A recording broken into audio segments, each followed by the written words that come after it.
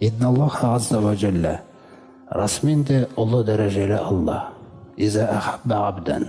Егер де бір құлды сүйсе дейді. Қараңыз. Қымбат нәрсе екенін көрсетіп жатыр ғой. Яғни сіз жаңағы нәрсені ойлайсың, мен әлі сүймейді екен ғой мені деп. Рахымды, мейірімді, кешірімді, бірақ махаббатына жету деген нәрсе ол қымбат нәрсе де. Сонда расымен де ол ұлы Аллах Тағала жердің бетінде бір құлды сүйсе дейді. Даға Жибрилі, қараңыздар, Жибрилді шақырады дейді.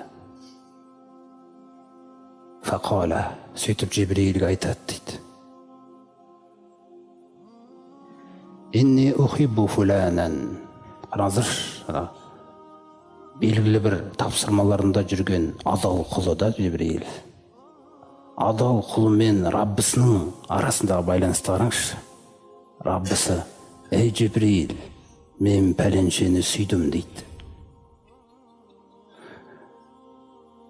Қараңыздар, Алланың хұзырында қандай нәрселер, істер жасалып жатыр да. Жердің бетіндегі бір құл аталды. Кім екен ол деген нәрсе? Шіркін-ай деп. Соған қызықтырады бізді. Фаахиббаху дейді екен сосын, қараңыз. Енді сен де сүй оны деп. Жибрил сол кезде фаюхиббуху. Алланың әмірінен кейін Жибрил оны сүйіп кетеді дейді. Қараңыз. Сүмма юнади фи ахли сама. Сосын Алланың әмірімен Жибрил барып, күллі аспандағы періштелерге дауыстап шақырады да. Фаяқулу, айтады дейді оларға. Инналлаха азза ва джалла юхиббу фуланан.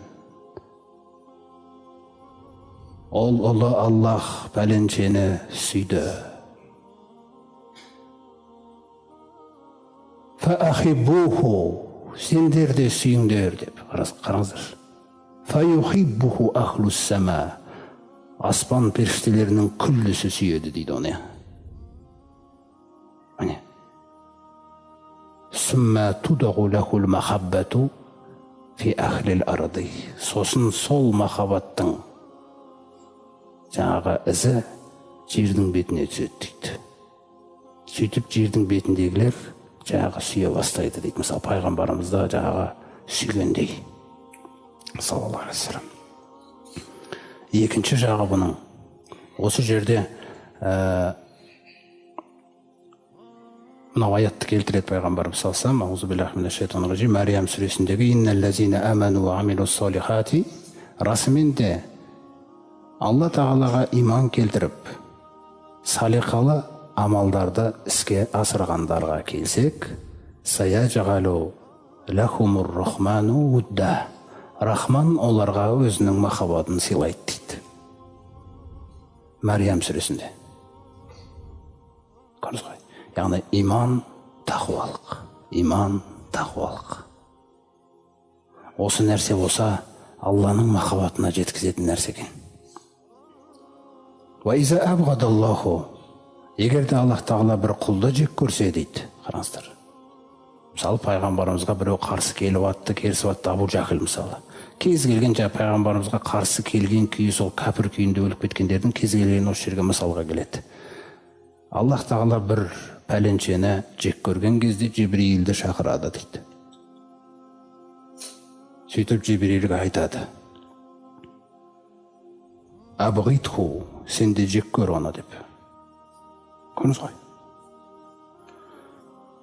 Сосын Жибрил жаңағы аспан періштелерінің күллісіне сөзсіз Аллах Тағала пәленшені жек көрді. Сендер де оны жек көріңдер деп айтады екен.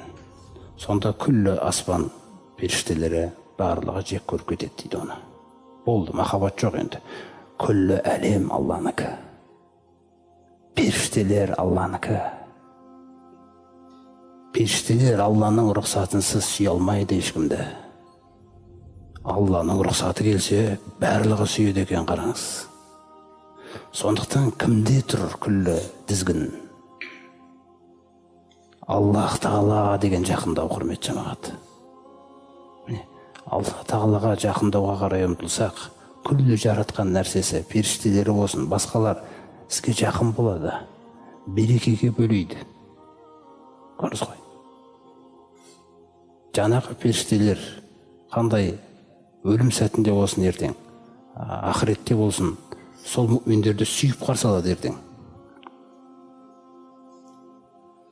Сөйтіп жаңағы періштелер, аспандағы күллі періштелер оны жек көріп кеткен кезде, сол жек көрініш жерге түседі дейді.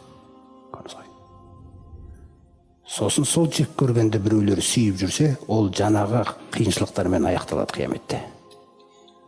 Сондықтан пайғамбарымыз саллаллаху алейхи айтады: «Әл-мәру аля дини хулили». Адам дейді, өзінің жақын тұтып жүрген адамының дінінде дейді, қаласа да, қаламаса да. Қараңыз. «Фәлиянзур мән юхалил». Сондықтан назар аударып қарасын да, кімді жақын тұтып жүрген дейді. Көрдіңіз ба? Сол жақын тұтып жүрген нәрсе, мысалы, кез келген бір күнә, бір көңіл бір күнәға жақын болса, сол кедергі жасайды Алланы сүюге. Өйткені мұның шақырады былай қарай. Кетіп қап бір күнә жасалды дейік мысалы. Көрдіңіз ба? Сүйгеніңді, сүйген Аллаңды қидың деген сөз ғой. Сондықтан Алла тағаланы сүю, құрмет жамағат, ол үлкен нәрсе осындай.